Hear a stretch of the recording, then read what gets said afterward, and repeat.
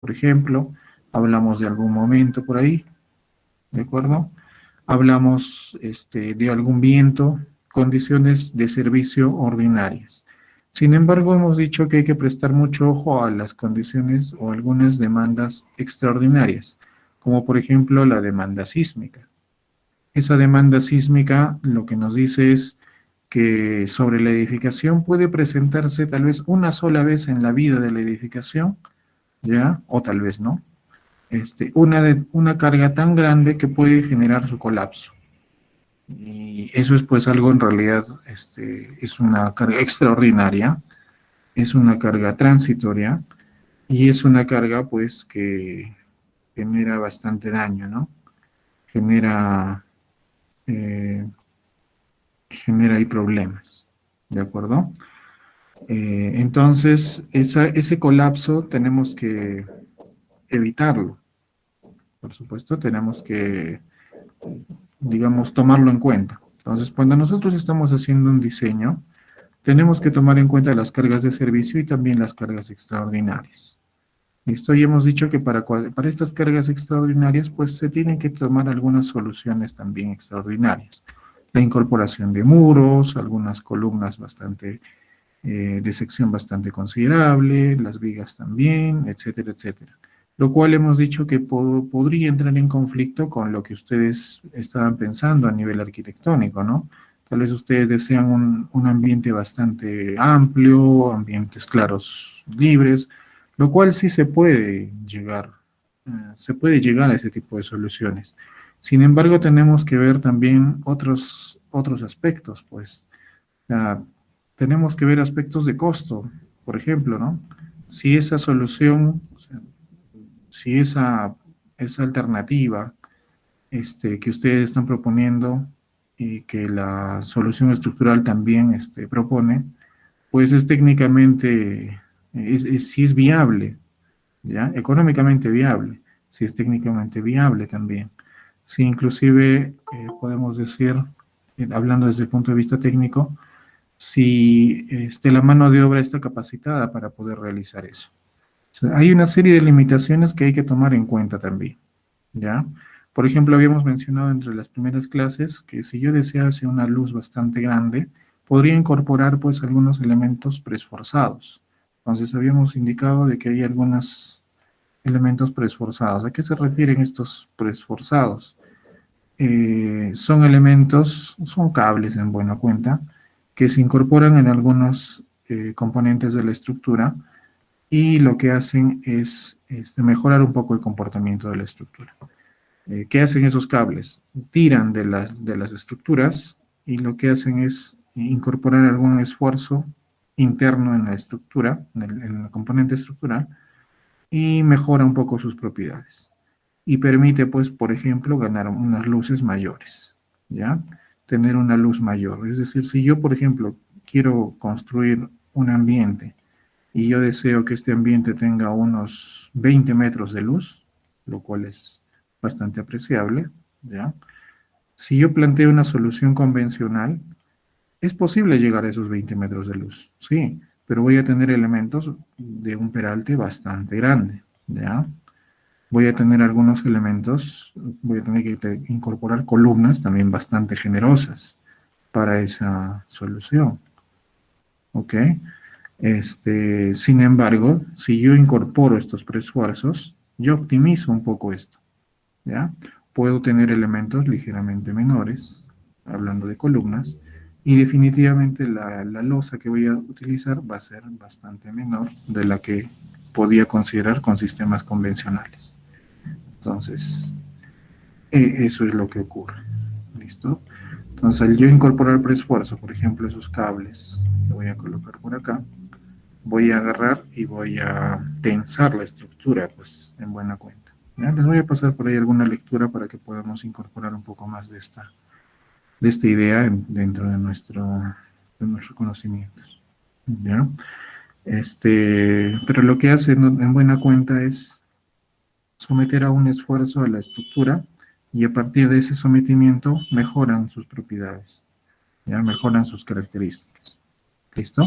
Sin embargo, esto técnicamente no es viable, no lo hace cualquiera, no lo hacen a la vuelta de la esquina, tienen que hacerlo en primer lugar personal calificado, ¿ya? Empresas calificadas en ese tipo de trabajos, se tiene que hacer un diseño especial para esos casos, se tiene que transportar todos esos equipos y pues adicionalmente al personal, pues se necesitan esos recursos, ¿no? Para poder incorporar esto. ¿Con qué frecuencia se hace esto? Bueno, en ciudades que tienen, que tienen, este, que tienen acceso a recursos grandes, pues sí, es posible tener ese tipo de soluciones, pero no siempre se presenta, ¿no? ¿Ya? También habíamos dicho de que a nivel de costos, si nosotros optásemos por este tipo de solución, pues se va a ver incrementada entonces la partida esa de losas, de vigas, no sé, en buena cuenta de estructuras de nuestra edificación, lo cual pues puede limitar la aplicación de ese tipo de soluciones. Habíamos dicho que también técnicamente pues tenemos que ver las limitaciones, ¿no? Si es que el personal es capaz de poder desarrollar esto, ¿ya? Ese tipo de soluciones. Entonces tenemos que evaluar esas múltiples situaciones. Si estamos en un escenario convencional, como en la mayor parte del Perú, ¿ya? Tenemos que pensar que nuestros elementos van a ser de concreto armado convencional, acero y concreto, no tenemos más. Entonces, si estamos en una región sísmica, por ejemplo, cercana a la costa, necesitaremos incorporar elementos bastante robustos, lo cual probablemente entra en conflicto con lo que ustedes estaban pensando inicialmente, ¿ya? Soluciones a ese conflicto pueden darse de diversa forma. Tal vez ya no la incorporación de columnas, sino la incorporación de muros. Los muros mejoran un poco ese comportamiento, sin embargo también se hacen más costosos, ¿ya? Dificultan también otras tareas, por ejemplo, componentes electromecánicos, ¿no? Si por ahí tienen unas redes eh,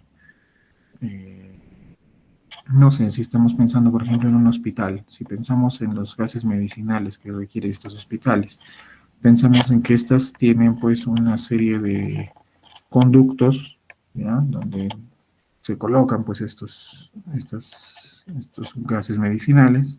A su vez, podemos decir que en hospitales o en centrales de comunicación grandes tenemos otro tipo de necesidades, espacios grandes para el paso de cableado, pero ya no estamos hablando pues un tubito y dos cables, ¿no?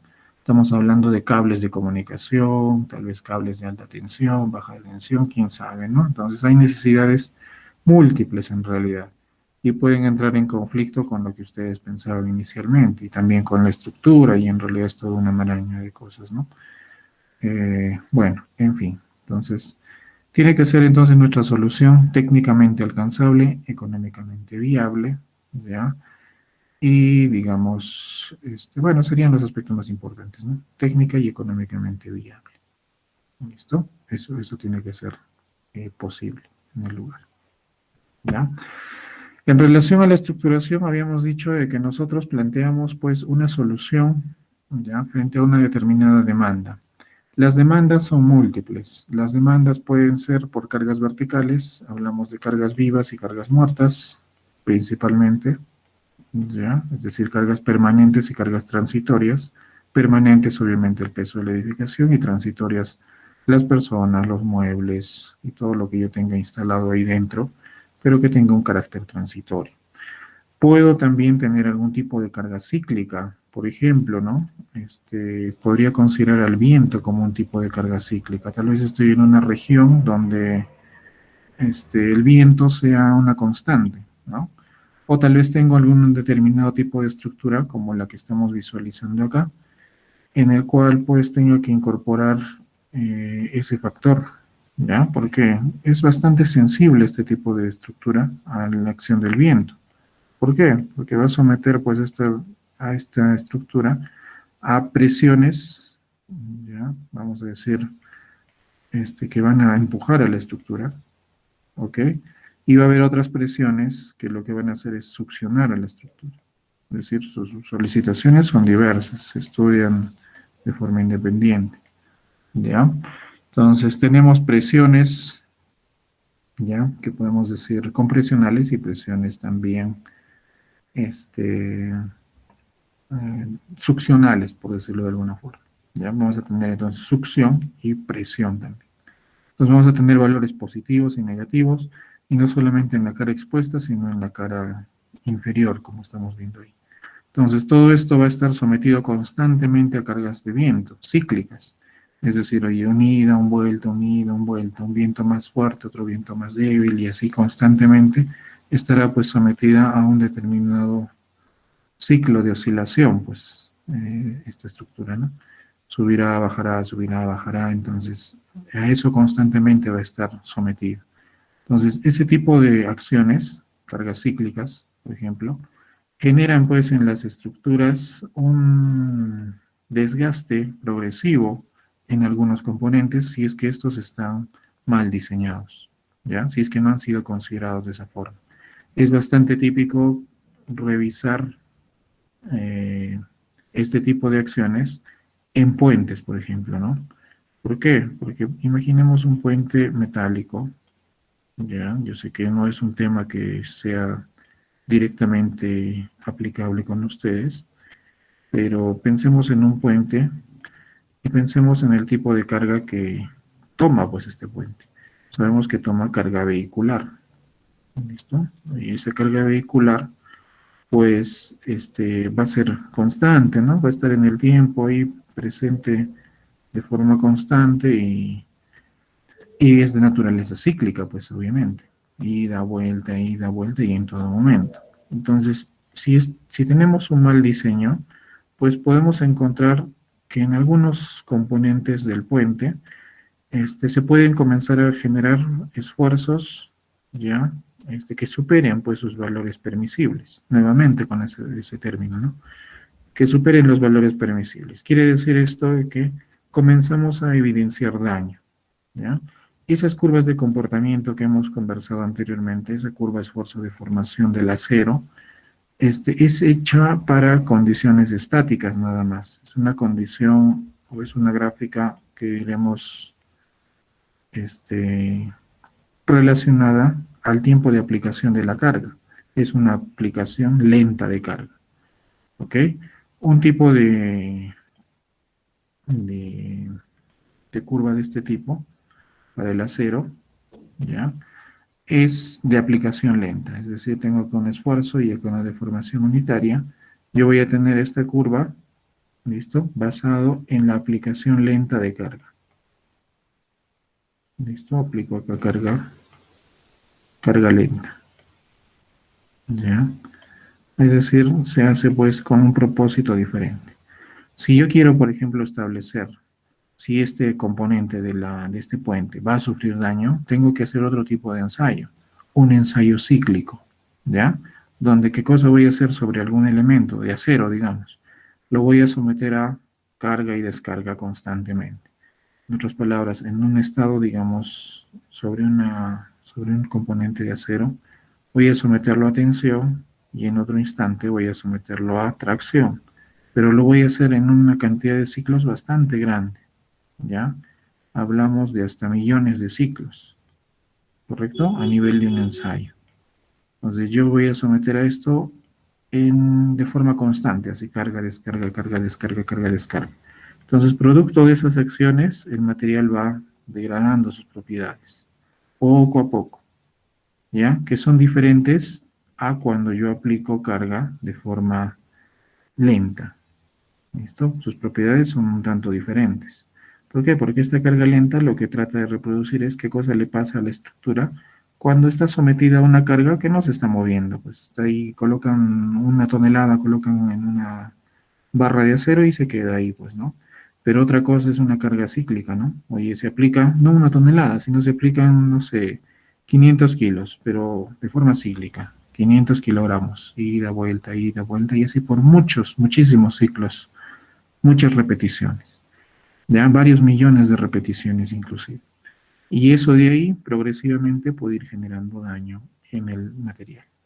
¿Listo? Entonces, en una estructura de este tipo, tiene que verificarse, en una estructura me refiero a esta cobertura que estamos visualizando, tiene que verificarse si es propensa a algún tipo de daño relacionado a cargas cíclicas, ¿ya? Porque eso va a ser su diario vivir, pues, ¿no?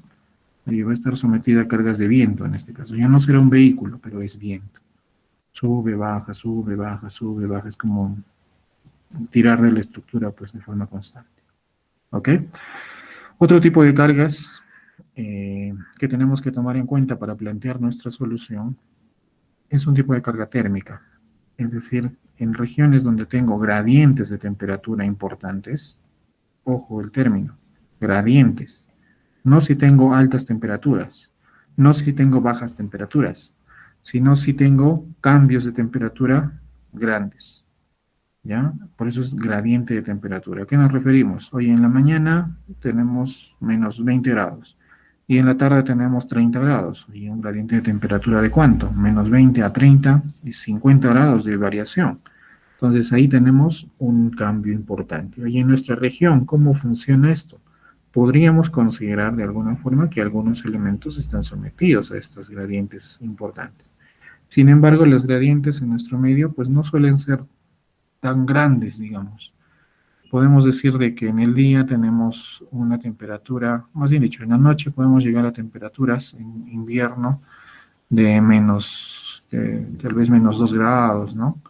Y en el día tenemos, digamos, en un mismo día, en una misma temporada, tal vez 15 grados, ¿no? ¿Cuánto es el gradiente? Oye, menos 2 a 15, 17 grados. Oye, podemos llegar hasta tal vez 20 grados. No creo que lleguemos a 20, pero digamos que alrededor de 20. 17 grados y menos 2 grados. Tenemos un gradiente de más 20 grados aproximadamente. ¿Listo? Entonces ese gradiente, pues, depende del tipo de elemento, puede generar algún problema. ¿Ya? El acero, los metales, ustedes saben que son particularmente sensibles a los cambios de temperatura, se sienten, son buenos conductores de temperatura. Y pues son sensibles a esto también. Pero hay que evaluar siempre qué tan trascendente es ese cambio, ¿no? Eh, hay que revisar siempre ello. ¿Listo? Si el elemento expuesto está sometido a ese gradiente de temperatura. Más nos preocuparía en una región con una temperatura bastante más grande, o tal vez alguna condición particular de la estructura, ¿no? Tal vez estamos diseñando una estructura metálica, pero que en la parte interna tiene una especie de, no sé, algún ambiente refrigerado, pensemos en eso, ¿no? Y por fuera tenemos temperatura ambiente, ¿no?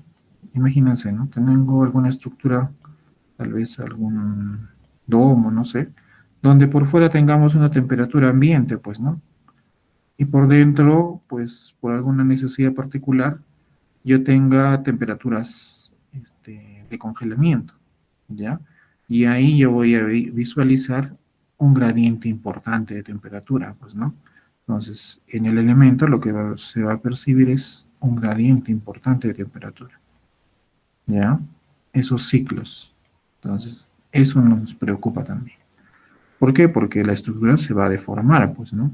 Se va a estirar, se va a cortar, se va a estirar, se va a cortar, y eso genera cargas, ¿ya? Eso hay que tomarlo en cuenta. Ingeniero, pero ¿qué pasa si estoy en una región donde la temperatura es alta? El material se va a dilatar, claro, pero en esa región, por ejemplo, en la selva, tenemos temperaturas altas constantemente, pues, ¿no? O si estamos en Piura, no sé, en Sullana, oye, las temperaturas son altas constantemente, son temperaturas ambiente constantes, más o menos. ¿Cuánto es su gradiente de temperatura? Oye, en la selva será, pues, estaremos en el día a 30 grados tal vez y en la noche a 20 grados o 15, 18 grados. ¿Cuánto es su gradiente? 15 grados. No hay mucho problema, ¿ok? Porque no hay un cambio abrupto, pues, ¿no? Ya no es, no tiene un gradiente tan grande.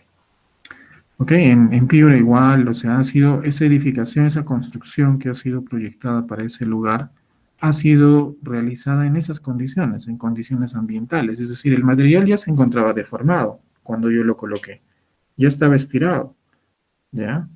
Y cuando está en servicio sigue estirado, pues, ¿no? ¿Ya? ¿A qué me refiero estirado? Estoy hablando en términos muy coloquiales. Me refiero a que si es que yo tenía una barra de acero, ¿ya?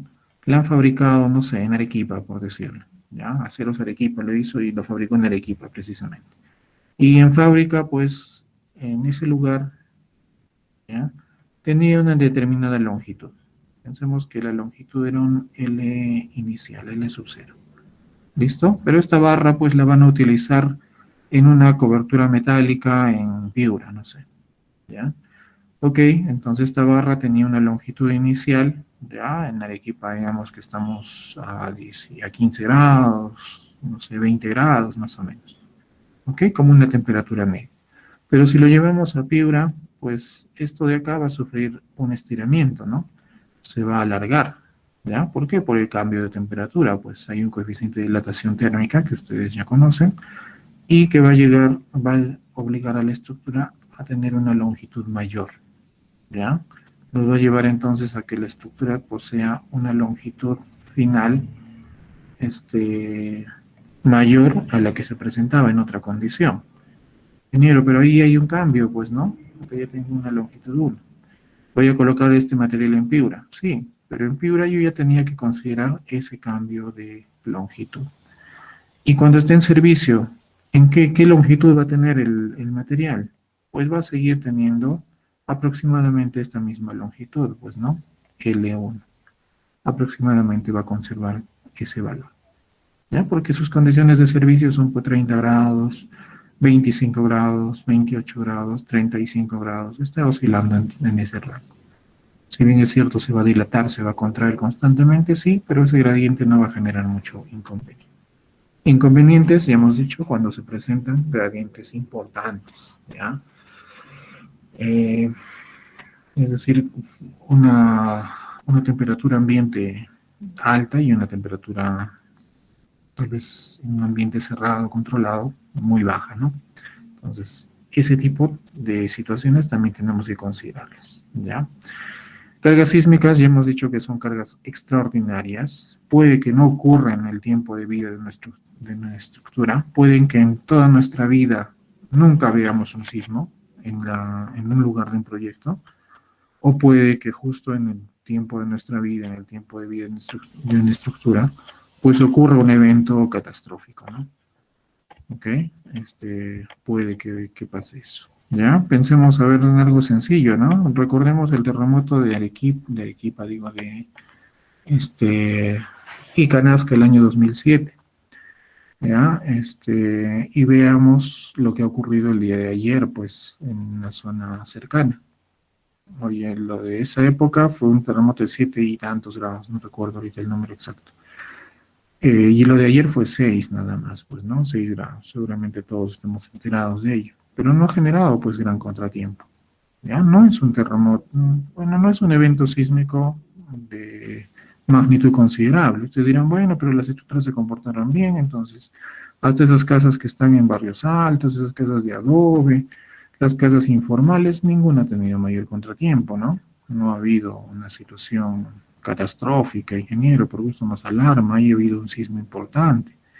Ese no es el sismo que esperamos en una vida, digamos, ¿ya? Lo que se espera o el diseño que se tiene que hacer para una edificación se tiene que hacer considerando un evento sísmico más o menos de una magnitud 7 u 8, ¿ya? De ese número más o menos estamos estimando para un evento sísmico importante, ¿ok? Y en ese momento, pues la estructura realmente sí se va a someter a una carga realmente extraordinaria. Ustedes dirán, bueno, no le vas a tomar en cuenta, ¿qué tal? Nunca va a ocurrir en mi vida. No vamos a decir que construyamos, pues, hoy hay unos casos terribles, pues, en muchos lugares, ¿ya? Eh, y pensamos, pues, que nunca va a pasar nada, ¿no? Porque el maestro muy experimentado, él, que tiene como 50 años trabajando obras en todo el Perú y balnearios, ¿ya? Nunca se le ha caído una casa, pues, ¿no? Encima de sus construcciones, sus fachadas las hace extraordinarias. Su acabado, pero es espectacular, no sé, está incorporando cosas cada vez más bonitas, ¿no? Y ese maestro que viene y viene a un determinado sitio y dice, bueno, no pasa nada. Siga nomás, cuando tienes 3 pisos, tu estructura ha sido construida, ha sido diseñada para 4 y le ponemos 7, ¿ya? Y el maestro dice, no pasa nada, pues, ¿no? ¿Por qué? Porque lo estamos subiendo. La parte de arquitectura también dice, bueno, no hay mucho problema porque sí, tenemos los espacios, tenemos la disposición, pero el rato que esté en servicio, pues todo ok, ¿no? Y ahí todavía le dicen al ingeniero o al que les estaba advirtiendo, ya ves, no pasó nada, está todo tranquilo, todo está bien. Y eso es algo que lidiamos al menos los ingenieros todos los días, ¿no? Tal vez los ingenieros que no están muy involucrados en la parte de estructuras, ¿ya? Porque hay ingenieros, digamos, carreteros, hay ingenieros que se dedican a suelos, hay ingenieros que se dedican a otras ramas. Pero los que estamos metidos en la parte de estructuras, nos preocupa mucho eso, ¿ya? Porque no solamente pues vemos la carga vertical, ¿ya? No solamente vemos, oye, ese tamaño de columna, qué feo que ha quedado, o sea, no vemos eso como un problema. Vemos que hay un inconveniente en realidad en algunas edificaciones, inconvenientes graves. Pero no pensamos en el servicio, es decir, no pensamos en el día a día, sino estamos pensando en las cargas extraordinarias que pueden presentarse. Y él les comenté anteriormente, en el caso peruano tendremos que considerar esto de forma muy, muy crítica, ¿ya? Ingeniero, pero no ha pasado nada, mire que desde que mi abuelito era chiquitito, me ha dicho que nunca ha habido un sismo, así que ¿para qué voy a preocuparme de eso? Y mira, mi abuelito ya no está acá, ¿no? Yo he vivido como 100 años de mi mamá, tiene como 50, y yo tengo 20. Da más o menos un tiempo de 150 años y todo está bien, ¿no?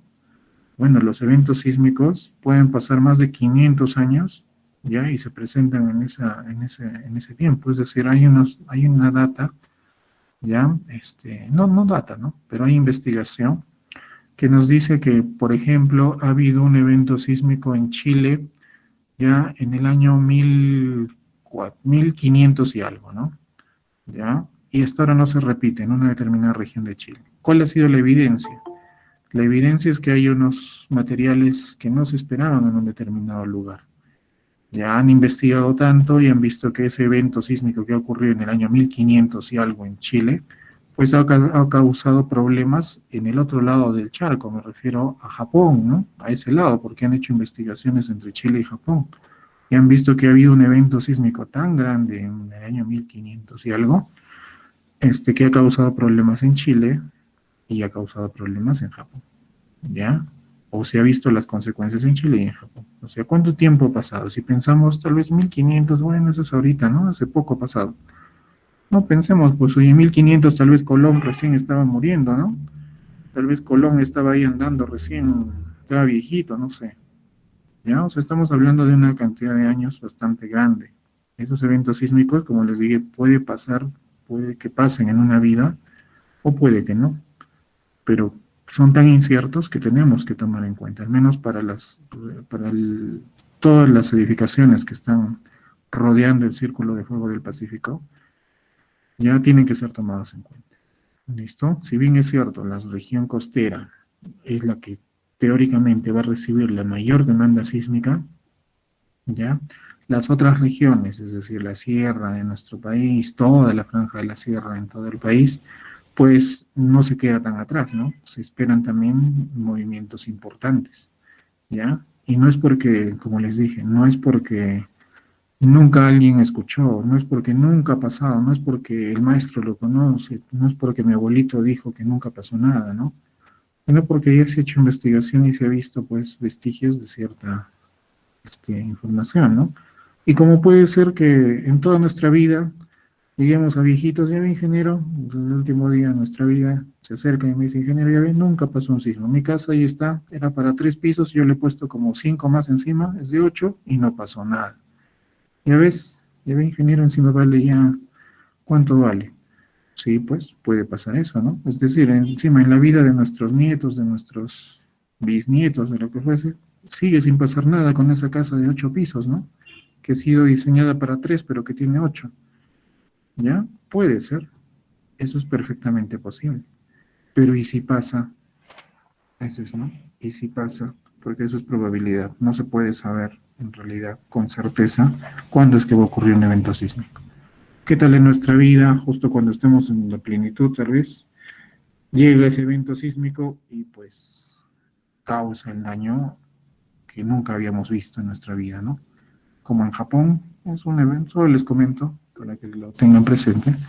Como en Japón ocurrió en una región no sísmica, ¿ya? Hay un reportaje muy interesante de eso. En Kobe, en Japón, era una región, bueno, Japón, ustedes dirán, todo es sismo, ¿no? Resulta que en Kobe, pues antes del año 95, pues la gente vivía tranquila porque los eventos sísmicos en ese lugar no pasaban de un temblorcito pequeñito, 3 grados, 4 grados, algo usual, pues, ¿no? Entonces, resulta de que hay este, unos testimonios que decían, pues una señora, muy viejita ella en ese momento, dice, pues yo he conocido a mis abuelitos y mis abuelitos nunca me han hablado de sismo. Mis papás nunca me han hablado de sismo. Y yo en toda mi vida, que yo soy viejita, una señora, nunca he visto un sismo, ¿ya? Y resulta pues que de pronto esa zona tenía este, una falla que estaba oculta, ¿ok? Y de pronto se activa, pues, y causa el daño que nunca se había esperado. Ustedes buscan el terremoto de Kobe de 1995, pues dejó unas lecciones bastante importantes, ¿ya? Para esas cosas se diseñan también las edificaciones. Entonces, por favor, ya, yo les doy mi perspectiva. Yo sé que no es, digamos, su centro. No es que el sismo sea lo que más les preocupe a ustedes les preocupan los ambientes y está muy bien porque esa es su profesión, ¿correcto? Pero yo también tengo que involucrarme un poco en esto porque ambos estamos involucrados, tanto ustedes como mi persona, muchas veces en proyectos que tienen pues vidas dentro, ¿no? Hay gente dentro. Entonces hay que poner un poquito en, este, en consideración eso, ¿ya? Ustedes a nivel de su proyecto arquitectónico y mi persona a partir de la solución estructural, ¿ok? Eso, tenerlo presente sobre todo, porque yo sé que no es lo que más les preocupe, yo lo sé, pero tengan presente de que eso puede pasar. En algún momento ocurre y no sabemos, pues, qué tan grandes sean las consecuencias, ¿no? ¿Ok? Bueno, eso es un tipo de carga que vamos a tener que tomar en cuenta, ¿ya? Listo, vamos por acá también, acá ilustramos nada más las cargas móviles, las cargas de peso propio, esas digamos que ya las conocemos, ¿no? Ilustramos también las cargas de viento, todo lo que hemos ido hablando. Acá, por ejemplo, un efecto de la carga térmica, ¿ya? Tenemos un gradiente térmico, fijémonos acá, fíjense en el gradiente, ¿no? Tenemos una dimensión a 1,65 grados y una dimensión nueva a 35 grados, como está viéndose acá, ¿ya? Entonces los elementos se dilatan. No estamos diciendo que se dilaten en proporción a esto. ¿De qué depende esta dilatación? Depende del coeficiente de dilatación térmica. ¿Listo? Esto seguramente lo han visto en el colegio, en la etapa preuniversitaria, se ha conversado acerca de esto. Coeficiente de dilatación térmica. Muchas veces han pensado que cuando en la vida lo vamos a ver. Bueno, acá nos encontramos otra vez con esto, ¿no?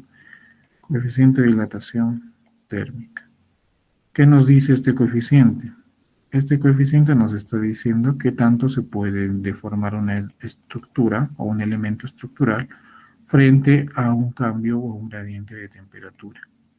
¿Listo? Frente a este gradiente de temperatura. Gradiente me refiero al cambio que existe entre este punto y este otro punto. ¿Cuánto es el gradiente? Si somos exactos, es 33,35 grados, ¿no? Ese es el gradiente de temperatura que nosotros tenemos. 33 sí, 35 grados. Ok. Listo. Aquí es igual esta fórmula, pues, ¿no? Esta fórmula está asociada al cambio de longitud que yo tenga, ¿correcto? Entonces será pues la variación de la longitud, ¿listo? Igual a el coeficiente de dilatación térmica, ¿correcto? Multiplicado por la variación de la temperatura que nosotros tengamos. ¿Listo? A ver. No sé si estoy recordando mal. Vamos a verificarlo por si acaso.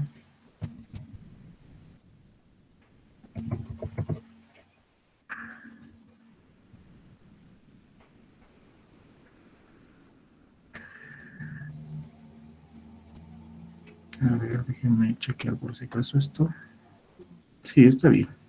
¿Ya? Sí, es correcta la expresión que acabo de escribir. ¿Listo? Entonces, podemos saber cuánto es la deformación de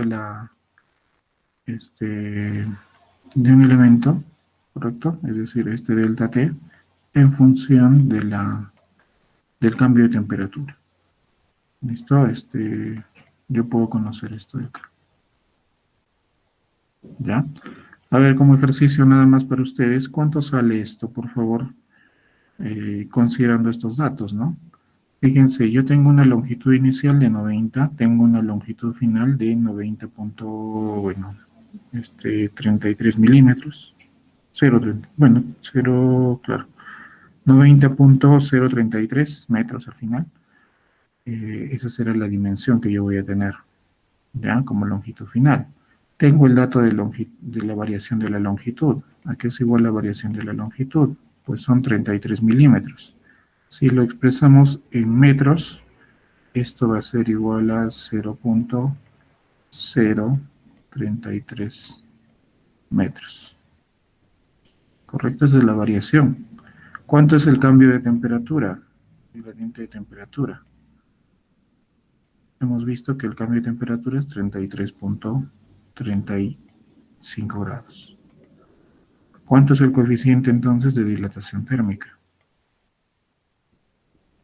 Grados centígrados, vamos a poner. ¿Ya? No nos dice acá específicamente qué era. Ah, no, sí están grados centígrados. Ahí está. Grados centígrados. Entonces, por consecuencia, tengo el valor del coeficiente de dilatación térmica. ¿Cuánto es? ¿Y qué unidad tiene también? Rápidamente. Vamos a considerar puntos también por ello.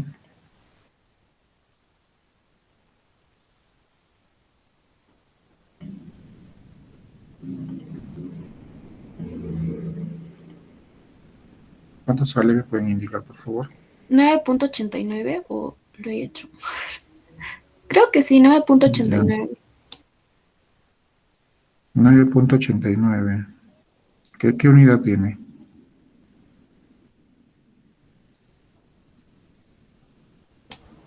Bueno, si vas sobre, supongo que es metro sobre centígrado, pero no sé si está bien, ingeniero. Sí, metros sobre grado centígrado. Está bien. Pero así 9,89 nada más. No, es 9,89, 50, 52, así. Ya, Entonces, pero si no lo tiene. redondeamos sería 9,90, si no me Por 10 a equivoco. la menos 4. Sí, por Ya. eso está la A menos eso, a 4. eso me refiero. Por 10 a la menos 4. A eso me refiero. Es que tiene que ser la expresión completa, ¿no? Eso es. ¿Correcto? ¿Qué estamos haciendo? Estamos despejando nada más, pues, ¿no? Al final es delta L entre delta T. Ya, solamente eso. Y eso es el coeficiente de dilatación térmica. ¿Listo? ¿Y qué unidades tiene? Bueno, como ha dicho su compañera, metros sobre grados centígrados. 0,033 dividido entre 33,35 me saldrá un valor, pues seguramente 9,89 por 10 a la menos 4, si es correcto, ¿no? Lo que me han dicho. ¿Sí? Entonces, a partir de eso, yo puedo encontrar entonces el coeficiente de dilatación térmica y también tener una nueva expresión. ¿Qué pasa si yo tengo este puedo modificar un poco el problema, ¿no? ¿Qué pasa si yo tengo una variación de temperatura, ¿ya? De, ¿qué decimos? No sé, 40 grados, ¿no? 40 grados. Yo quiero conocer cuánto es la variación de la longitud, considerando las condiciones iniciales que estamos presentando acá. ¿Ok? Entonces, nuevamente planteo la ecuación, ya con el dato nuevo. Entonces, delta L2, ya la nueva variación, será igual a el coeficiente de dilatación, que yo ya lo conozco. ¿Listo? Por esta variación de temperatura, 2 también diremos. ¿Ya? Esta nueva variación de temperatura. ¿Listo? Entonces, a partir de ello, yo estaré encontrando la nueva longitud. No la nueva longitud, sino la variación de la longitud. La voy a encontrar también. ¿Listo? Variación de la longitud. 2. ¿Ok? Listo. ¿A qué es igual ese cambio de longitud?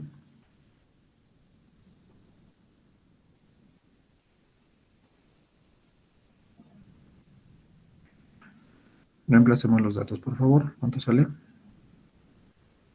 En Sale milímetros. 0. A ver, en milímetros sale 39 milímetros. 39 milímetros. Muy bien. Vamos a anotarlo por ahí. 39 milímetros. Si yo quiero conocer, por ejemplo, cuál es la longitud total, la longitud final de este elemento, ¿cuánto va a ser? Bueno, si delta 90.39 milímetros. serían 90 metros, porque está en metros, más 39 milímetros, ¿no? Lo cual va a ser, si yo llevo a milímetros, a metros, 90.033. 0,30 y 3. Sale 39. 0,39. Correcto. Ingeniero, pero es un cambio de longitud bien corta, pues, ¿no? Y esto es chiquitito, ¿ya? No es tan así, ¿ya? Ese pequeño cambio de longitud genera una gran cantidad de esfuerzo, ¿ok? Una gran cantidad de esfuerzo, que si pensamos en una forma muy sencilla, podemos decir, a ver, ¿cuánto de fuerza yo tendré que aplicar a este objeto para evitar que se deforme por cambio volumétrico, por cambio de temperatura? En otras palabras, oye, yo tenía 90 metros. Yo quiero que la estructura termine con 90 metros. Sí, muy bien. Pero yo sé que cuando hay cambio de temperatura va a haber este incremento de longitud. Sí. Pero yo sé que también el elemento, el material, se puede deformar. Es cierto, se puede deformar. Yo puedo empujarlo y puedo deformarlo. Entonces, ¿qué tanta fuerza tendré que aplicar yo para deformarlo y que regrese, ya no esté en 30.039 metros, sino esté otra vez en 90 metros? ¿Cuánto de fuerza tengo que aplicar, no? Oye, tendré que agarrar y aplicar una carga P, ¿no? Y dividirlo entre el área, seguramente, de esto y ya. Podríamos calcular esto, pero bueno, nos va a llevar a otro campo. ¿Listo? Pero lo que quiero que interioricen es que cuando tenemos una estructura y esta estructura está restringida, se generan algunos esfuerzos adicionales. ¿Ya? ¿Por qué? Porque la estructura de forma libre quiere hacer esto, de forma libre. Está libre, pues, ¿no? Pero, oye, pensemos, a ver, tenemos una estructura metálica, ¿ok? Que tiene un apoyo, está fijo de un extremo, está fijo del otro extremo y tiene un cambio de temperatura, ¿ok? Pensemos a ver en lo siguiente. Yo tengo una estructura metálica, ahí está, tal vez es una cobertura metálica así, ¿listo? Y está fija de acá y está fija acá, ¿listo? Y tiene esos gradientes de temperatura bastante grandes, ¿ya? Tiene esos gradientes de temperatura. Yo veo restricciones acá, ¿correcto? O yo veo ahí esas restricciones. Si yo coloco carga por acá, no sé, carga de nieve, algo, ¿no? Carga, algún tipo de carga o el peso propio de la propia estructura, no sé. Es más, esta estructura tal vez prestaba algún tipo de servicio y tiene también carga interna, pues por acá, ¿no? Algún tipo de carga distribuida seguramente por acá. ¿Listo? No sé, pensemos en algo así, es esquemático nada más. ¿Qué pasa si yo tengo un gradiente de temperatura? ¿Qué va a generar? Oye, la estructura quiere deformarse. Si estuviese libre, la estructura va a agarrar y se va a deformar así, ¿no? Se va a ir hasta allá, arriba. Si estuviese en una condición libre. Sin embargo, tiene restricciones. ¿ok? Empezando de que tiene una conexión, pues, entre este punto y este punto, ¿no? Tiene una conexión entre ese punto y este otro punto, y así, ¿no? Tiene conexiones dentro de sí. Y es más, tiene carga aplicada sobre ella. Entonces, ahí se resultará, pues, un problema más complejo, pues, ¿no? Porque ya no solamente la estructura producto de la temperatura va a inducir a esta deformación que estamos viendo acá. O sea, va a querer deformarse eso. Pero como se le está aplicando algún tipo de carga, la estructura no va a poder deformarse todo eso. Va a tener cierta limitación. Entonces acá yo le aplico carga, tiene limitación. ¿Ok? Oye, entonces no se va a deformar tan así, ¿no? Oye, ¿a cuál será el estado final finalmente? Oye, y si la estructura tiene otro tipo de restricción, ¿no? ¿Cómo se va a deformar? ¿Qué tal al final termina deformándose acá, ¿no? ¿Habrán visto alguna estructura por ahí metálica en algún lugar? Oye, que inicialmente estaba todo bien y pasan los años, pasa el tiempo y no sé, regresan y no sé, extrañamente está deformada, ¿no? Puede, no estamos aseverando nada, puede que esté involucrada la variación de temperatura y las cargas que tengamos, y de ahí se queda así deformada la estructura de forma permanente. ¿Listo? Entonces, esas pequeñas deformaciones, en conclusión, pueden generar una gran cantidad de esfuerzos. Y esos esfuerzos pueden ser superados, pueden superar la capacidad del material y pueden llegar a un estado de deformación permanente, ¿no? Ok. Listo. Por ejemplo, este caso, ¿no? ¿Qué estamos revisando acá? Miren estos cambios de temperatura acá en esta imagen con el sol presente acá. ¿No? Y hay un lado que está expuesto, el otro lado no. Definitivamente va a haber cambios de temperatura. ¿Qué tan importantes? Perdón, va a haber gradiente de temperatura y también va a haber cambios de longitud. ¿Qué tan importante sea eso? Bueno, hay que revisar, ¿no? Y qué tan trascendente sea ello. ¿Ok? Hay ejemplos de casos, no precisamente de cambios de temperatura, pero sí de pequeños cambios de longitud, de deformación, que han generado colapso en edificaciones, en estructuras en general. Por ejemplo, es conocido el caso de puentes, ¿ya? Donde tenían alguna deformación, pequeña deformación, y por un incremento leve de deformación, tal vez por temperatura, tal vez por un poquito más de carga, no sé, algún agente ha habido ahí involucrado, y pues ha generado colapso de toda la estructura. ¿Ok? Entonces, hay que tomar en cuenta también ello, ¿ya? También en estructuras, esto se ilustra, ¿por qué? Porque cuando ustedes han planeado una solución arquitectónica de este tipo, tienen que considerar las condiciones a las cuales está expuesta. Y si esto de acá no va a generar algún tipo de, por ejemplo, ¿no? Desprendimiento a nivel de la cobertura, ¿ya? Tal vez yo coloco acá algún tipo de enchapado, algún tipo de cubierta, especial, y por cambios de temperatura, esto va a terminar desprendiéndose pues de sus puntos de sujeción, ¿no? Lo cual se encuentra a veces en estructuras, ¿ya? Tengo acá hoy un punto de sujeción y otro punto de sujeción. Como la estructura está que se dilata y se contrae, pues al final estos puntos de sujeción se han soltado, se han dañado, ¿ya? Y al final lo que ha terminado es, o en lo que ha terminado es una estructura dañada, pues deformada, ¿no? Así toda fea. ¿Ok?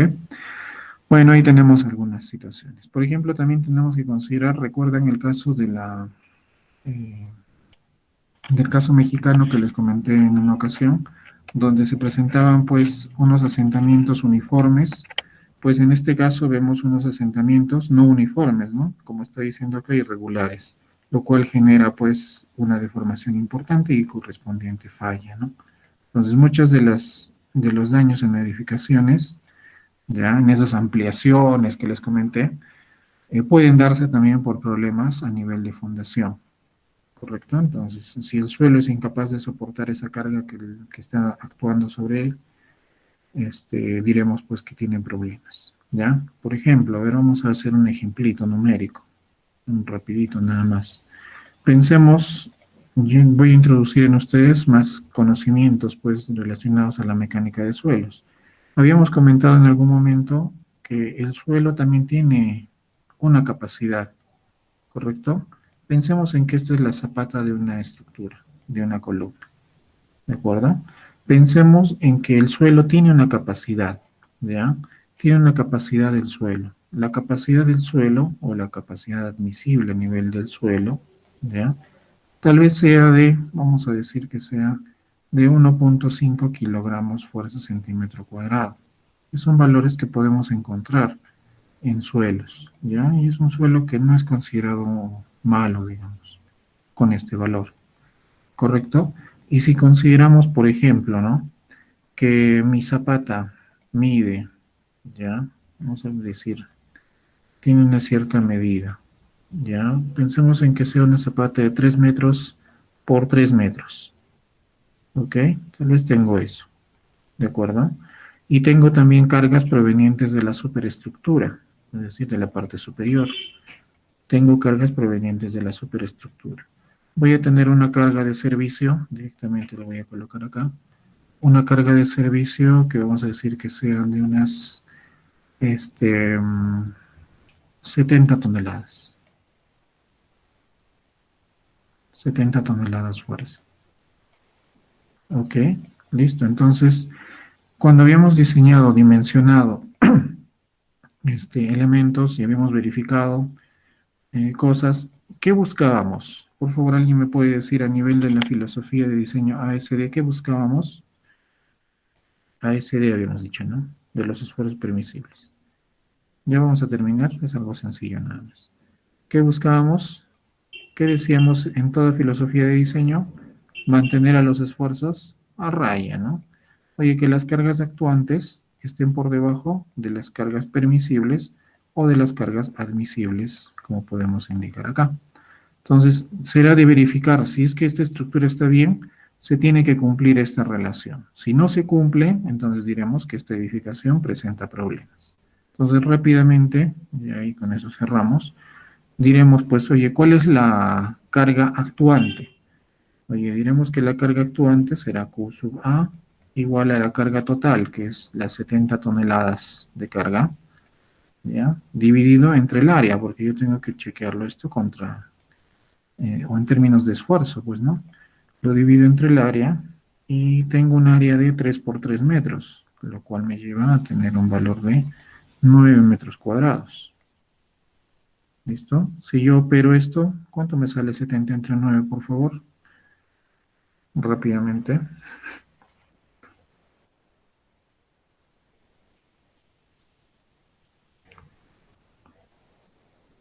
¿70 entre 9?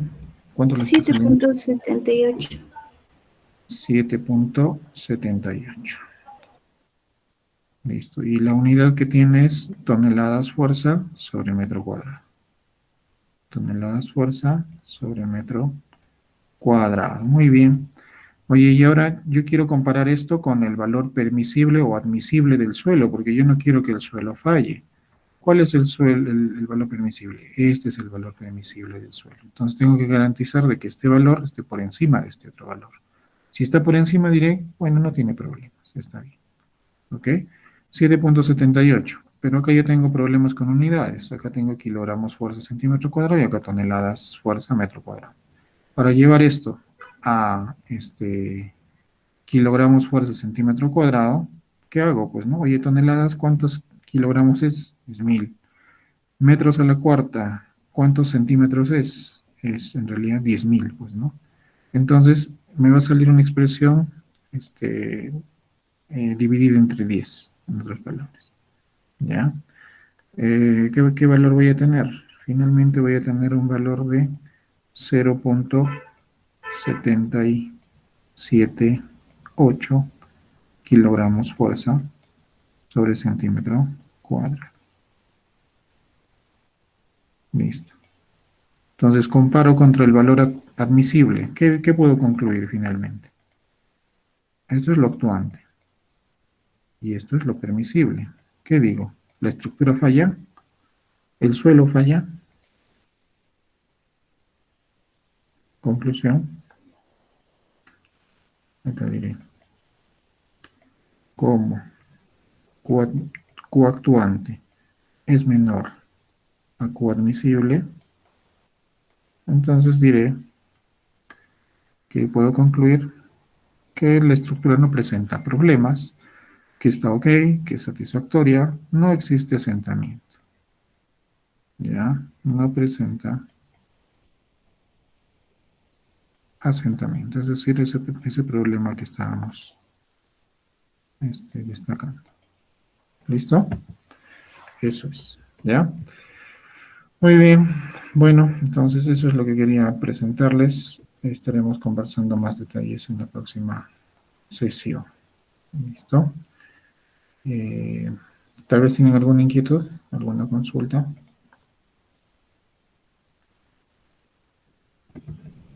¿Todo bien? Entonces lo dejamos hasta acá, ¿ya? El día viernes continuamos con más detalles. ¿Listo? Gracias entonces y nos estaremos viendo el día viernes. ¿Listo? A ver dónde estamos.